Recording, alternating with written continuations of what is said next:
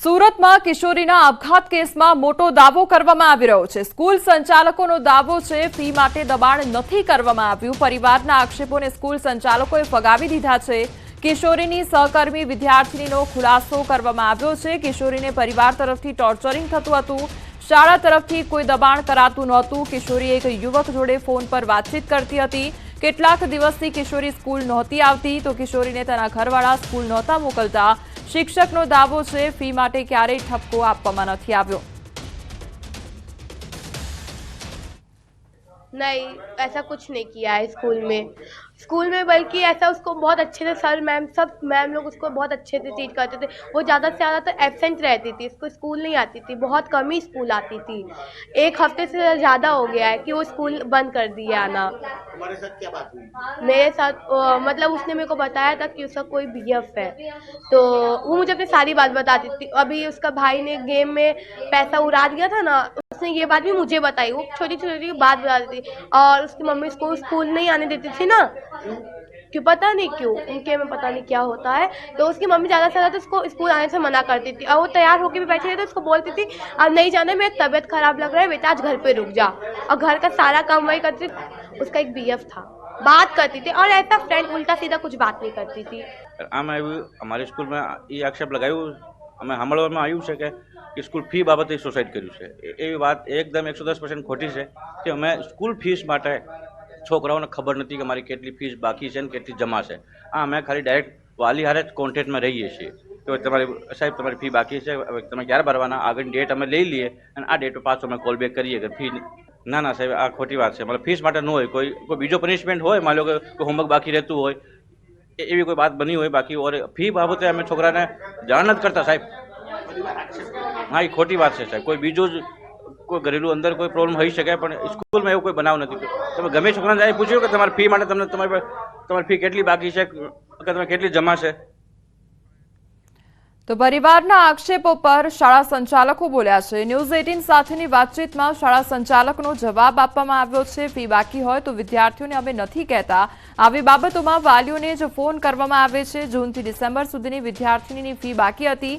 વાલીઓ આવ્યા ત્યારે અમે વાત કરી હતી અને વાલી પાસે અમે ફી ભરવાની તારીખ પણ માંગી હતી। 15 થી 20મી સુધી ફી ભરવાની વાત કરી હતી। વિદ્યાર્થીનીનું બિહેવિયર પણ નોર્મલ રહ્યું હતું। તાજેતરમાં સુરતના સચિન વિસ્તારમાં ધોરણ 8ની વિદ્યાર્થીનીએ ફાંસો ખાઈ આપઘાત કર્યો હતો। આ મામલે પરિવારનો આરોપ છે કે સ્કૂલ તરફથી વારંવાર દબાણ કરવામાં આવતું હતું અને કિશોરીને સ્કૂલમાં બહાર કે ટોયલેટ સામે ઊભી રાખવામાં આવતી હતી, જેનું ખોટું લાગી આવતા તેણે આપઘાત કર્યો હતો। જો કે ગોડાદરાની આદર્શ પબ્લિક સ્કૂલના સંચાલકોએ આ આક્ષેપોને ફગાવ્યા છે।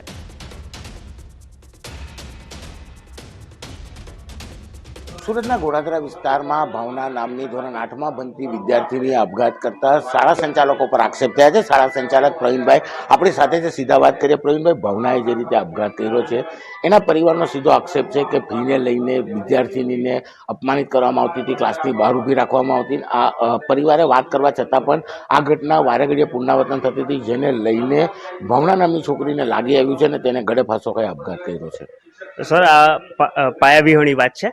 એવું અમે સ્કૂલમાં કોઈ દિવસ ફી બાકી હોય તો અમે પેરેન્ટ્સ સ્ટુડન્ટને બતાવતા નથી। અમે ડાયરેક્ટ પેરેન્ટ્સને કોલ કરીએ છીએ। જ્યારે એની ફી પૂરા જૂનથી લઈને ડિસેમ્બર સુધીની બાકી ફી હતી ત્યારે એને ક્લાસમાં ટીચરે કીધું કે સર આની ફી બાકી છે, તો એ નીચે ઓફિસમાં મારી પાસે લઈને આવ્યા। તો પછી મેં એને પેરેન્ટ્સને વાત કરી કે ભાઈ તમારી છોકરીની ફી બાકી છે તો તમે ફી ક્યાં સુધીમાં કરાવશો। પેરેન્ટ્સનું કેવું છે કે ફી બાબતમાં તેમને રજૂઆત કરી હતી કે અમે થોડા સમયમાં ભરી દઈશું, પગાર નથી થયો। હા, પેરેન્ટ્સને રજૂઆત કરી હતી કે તમે ફી ક્યારે ભરશો। પેરેન્ટ્સ પાસે અમે તારીખ માગી હતી તો પેરેન્ટ્સે કીધું તું પ્રેમથી વાત કરી કે સર હમણાં મારે પ્રોબ્લેમ છે, હું બહાર છું, ત્યાર પછી હું 15 થી 20 તારીખની અંદર હું ફી ભરી દઈશ એમ વાત થઈ। હા, તો કોઈ વાંધો નહીં, કોઈ પ્રોબ્લેમ નહીં। ત્યાર પછી પણ છોકરી નોર્મલી રીતે 7-8 તારીખની વાત છે, ત્યાર પછી 10 તારીખ 11 તારીખ સુધી સ્ટુડન્ટ રેગ્યુલર સ્કૂલમાં હાજર છે, પ્રેઝન્ટ છે, નોર્મલી બિહેવિયર કરે છે અને ટીચર સાથે ક્લાસ એટેન્ડ પણ કરે છે। ત્યાં સુધી એવું કોઈ લાગતું નહોતું। રાજુભાઈનું કેવું છે કે ભાવના ઘરે જઈને આ બાબતે સતત ફરિયાદ કરતી હતી, રડતી હતી અને આ પગલું ભર્યું છે એટલે સીધા આક્ષેપો હવે તમારા પર થઈ રહ્યા છે। નહીં, એ તદ્દન ખોટી વાત છે। ત્યાર પછી નોર્મલી એ રાજુભાઈ છે, રાજુભાઈને 2 છોકરા છે અને એ આદર્શ પબ્લિક સ્કૂલમાં અભ્યાસ કરે છે. એમાં રાજુભાઈને એક નાની છોકરી છે એ બપોર પાળીમાં અભ્યાસ કરે છે અને આ મોટી છોકરી છે એ સવાર પાળીમાં અભ્યાસ કરે છે.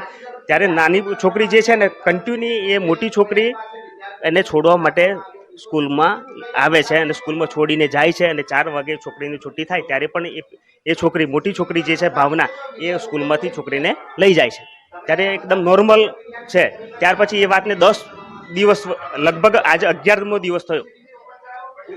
વિદ્યાર્થીનીના અપઘાતને લઈને હવે રહસ્ય ઘેરાઈ રહ્યું છે. પરિવાર શાળા સંચાલકો પર આક્ષેપ કરી રહ્યું છે. ત્યારે શાળા સંચાલકોએ ફીને લઈને પરિવાર સાથે વાત કરી હતી, પણ કોઈ પણ જાતની શિક્ષા અથવા પનિશમેન્ટ વિદ્યાર્થીનીને કરવામાં નથી આવ્યું તેવી વાત કરવામાં આવે છે. ત્યારે આ મામલે પોલીસ ફરિયાદ દાખલ થયા બાદ જોવાનું રહ્યું કે તપાસમાં સામે શું આવે છે. પણ હાલ તો એક પરિવારે પોતાની 15 વર્ષની એટલે કે ધોરણ 8માં ભણતી 15 વર્ષની બાળકીને જીવ ગુમાવવાનો વારો આવ્યો છે. પરિવાર સહિત સગા સંબંધીઓ શોકમાં છે. ત્યારે આ મામલે હવે કયા પ્રકારની કાર્યવાહી થાય છે તે જોવું રહ્યું. કીર્તેશ પટેલ, ન્યૂઝ 18 ગુજરાતી, સુરત. સુરતમાં વિદ્યાર્થીનીના આપઘાત કેસમાં તપાસ તેજ થઈ છે. જિલ્લા શિક્ષણ અધિકારી કચેરીની ટીમ શાળાએ પહોંચી છે. મહિલા અધિકારીએ વિદ્યાર્થીનીઓની પૂછપરછ કરી છે. મહિલા અધિકારીએ ક્લાસના અન્ય વિદ્યાર્થીઓના નિવેદન લીધા છે. સાથે અભ્યાસ કરતા વિદ્યાર્થીઓના લેખિતમાં નિવેદન લેવામાં આવ્યા છે. સીસીટીવી ફૂટેજ જાહેર કરવામાં શાળા સંચાલકોના હવાતિયા સામે આવ્યા છે. 2 કલાકથી શાળા સંચાલકો ગોળ જવાબ આપી રહ્યા છે. ગોડાદરા પોલીસે પણ શાળાએ પહોંચી તપાસ શરૂ કરી છે. શાળાના વિદ્યાર્થીઓ પરિવારજનોના નિવેદન નોંધવામાં આવશે. હાલ તો પ્રથમ જે છે વિદ્યાર્થીઓના સ્ટેટમેન્ટ લેવાની પ્રોસેસ ચાલી રહી છે.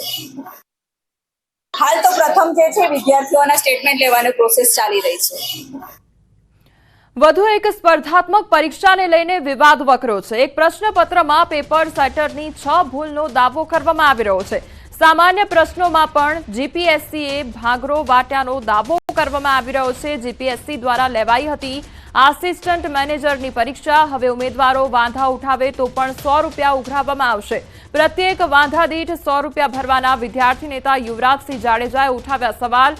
જીપીએસસીની ભૂલ અને ઉમેદવારો કેમ ભોગવે તે સવાલ ઉઠાવવામાં આવ્યો છે. આવા છે પેપર કાઢનારા તમારા તજજ્ઞો, તે પણ સવાલ કરવામાં આવ્યો છે. અને 19 જાન્યુઆરીએ યોજાઈ હતી પરીક્ષા અને જેને લઈને આ વિવાદ વકર્યો છે.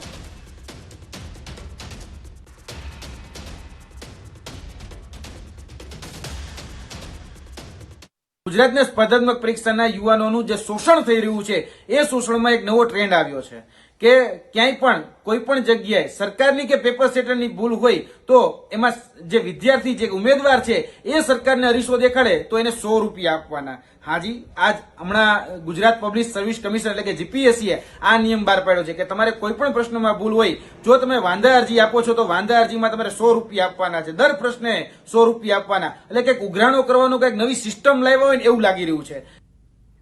તો ઉઠી રહેલા સવાલો વચ્ચે જીપીએસસીના ચેરમેનની પ્રતિક્રિયા. હસમુખ પટેલે એક્સ પર પોસ્ટ કરી નિવેદન આપ્યું છે. પ્રોવિઝનલ આન્સર કીમાં ભૂલ હોવાનો સ્વીકાર કર્યો છે. નવી પ્રોવિઝનલ આન્સર કી મૂકવામાં આવશે તેવું કહેવામાં આવ્યું છે. નવી આન્સર કીના આધારે વાંધા રજૂ કરવાના રહેશે.